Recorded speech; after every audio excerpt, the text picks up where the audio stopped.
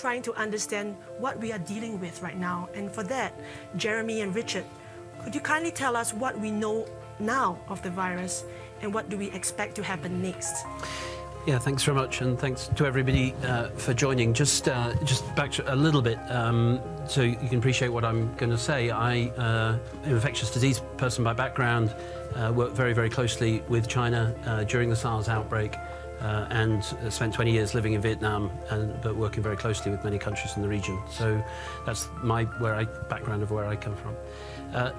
This infection, which has come about from the beginning of December, started, as you say, in an animal market in Wuhan, and probably was a virus that was infecting animals, most likely, I think, bats in that market, and it crossed the species barrier and it came into infecting humans who were working or visiting that market.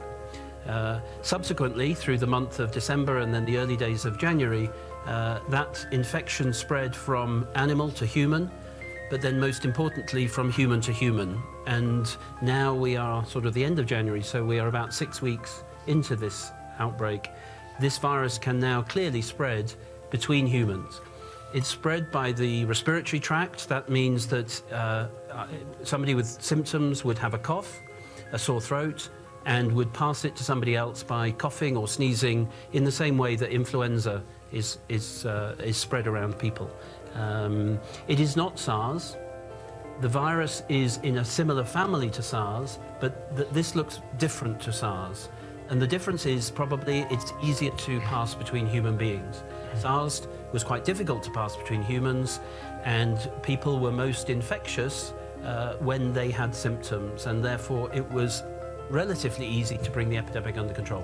When an infection spreads between humans easily, it's actually very difficult to bring the epidemic under control.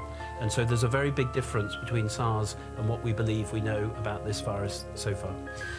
The infection is now spreading, of course, across China, and many cities in China have reported cases. Indeed, Singapore reported a case, and other countries have. And I think we can expect that there will be many more cases in China, and that there will be many more cases in other parts of the world. I would stress also, in comparison with SARS, that the infectious rate will probably mean in the long term that it will cause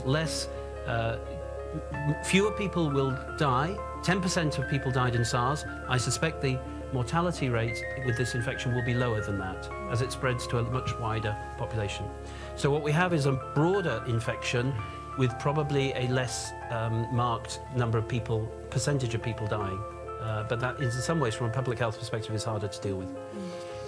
We can't predict the future, and we're living in a period of great uncertainty at the moment because we don't have all the information we need. China recognized this, it shared the information very quickly. That was different to SARS, and therefore it alerted the world to this outbreak happening. That would not have happened maybe 10 or 20 years ago, and we should congratulate China in the way they've been open in sharing of the information.